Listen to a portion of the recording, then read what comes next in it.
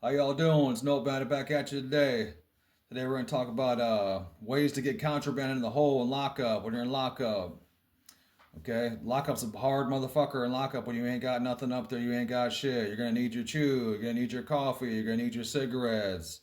You're gonna want the same shit you got in the yard when you're in lockup. Lockup, you ain't got nothing up there. You're not eating good. You don't have anything, so you can use that shit to trade. To trade to get more food, more trays, all that, and live a little bit better while you're up there. Okay, so one of the most main ways to get shit up there is through the orderlies. Okay, you got first shift, second shift orderlies.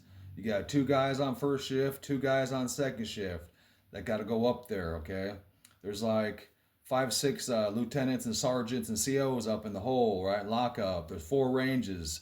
You got A, B, C, D range. A, B, C, D ranges, right? So all the guards are in the middle so they can look down the range and see what's going on. You don't belong down that range unless you're going to sweep and mop.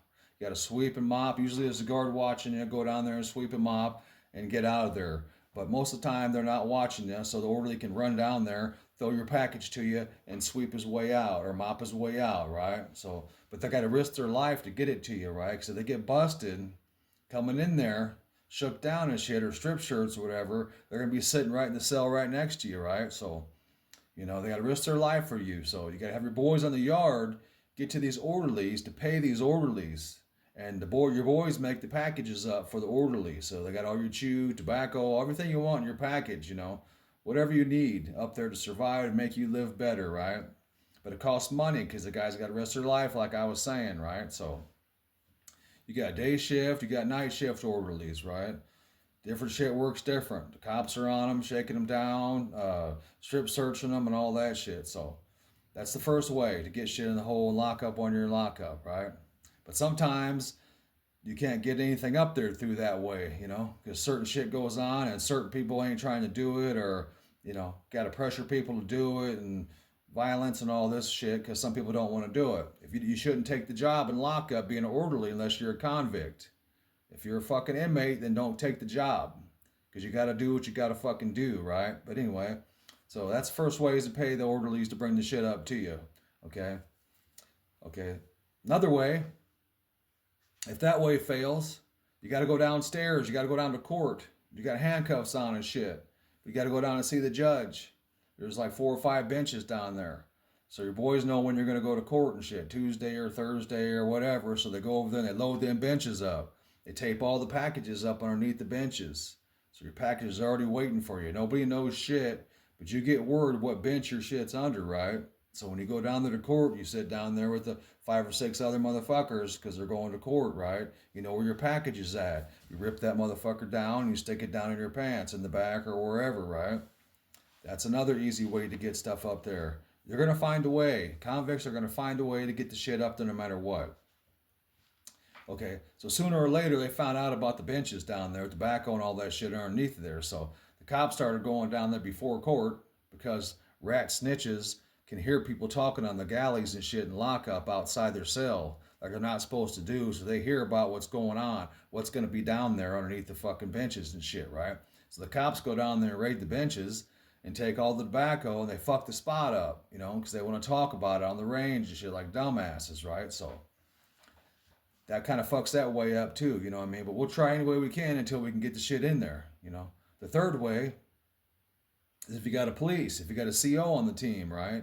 He can bring shit up to you here and there, right? If you pay him and you're dealing with the dude, right? Which I was. I had a couple COs that were on my team and shit, so they'd bring me shit at nighttime and come up there and visit. They can get in there anytime they want, you know what I mean? But there's very few. They're not going to help everybody out, you know what I mean? Only a couple people who they know, who they fuck with, shit like that, right? So it's hard to get shit up there, but you can get it up there.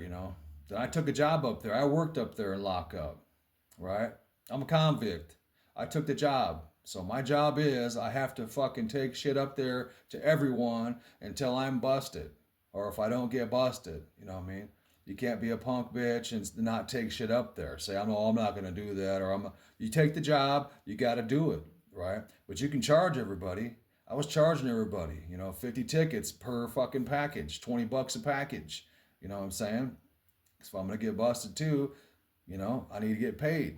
Because taking care of everybody, not just the white boys. I'm taking care of everybody. As long as they're paying, I'm a convict. I'm going to take care of them, hit them with the tobacco, chew, coffee, whatever they need, right? Because their boys on the yard are going to come to me, approach me. Hey, so and so is up there. So and so is up there. So and so is up there. Okay, well, I'm going to capitalize and get paid and do it and get the shit up there to them, right? But I had a slick way to get the shit up there, right? Okay, because they'd strip search you and pat you down and all that. So at noon every day, I had to walk over to the kitchen. They'd unlock the door up there. I had to go over to the kitchen and get these like mugs, pitchers, like 4 or 5 pitchers of ice from the kitchen every day at noon. Then walk back over and go back up to the lockup to the hole, and they'd let me in. What I started doing was fucking emptying out half the ice of 2 of them fucking pitchers, and I'd put all the packages in the fucking down below the ice. Put all the ice on the 4 fucking pitchers and walk right in with the crate. They'd open the door, unlock the gate, let me in. I set my crate down with the ice on it. They're patting me down, take me back there and strip search me and shit while the shit's right there on the counter in front of them in the ice. They don't know because it looks like ice on top. You know what I'm saying? They started calling me the Iceman, right? Because they were stripping me out, patting me down, everything. They couldn't ever find shit on me, never. So I got it the way I had it planned out, right? It's sitting right there in front of your face. You know what I'm saying? That's how I got my shit up there to get to people on the range. I did it for probably 5 or 6 months, right?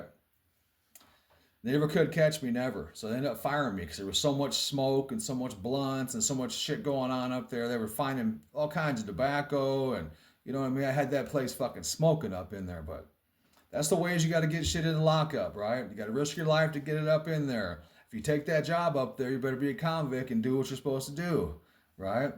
Those are the ways to get shit contraband and lockup. Okay? Have a nice day. Peace out, boys. Later.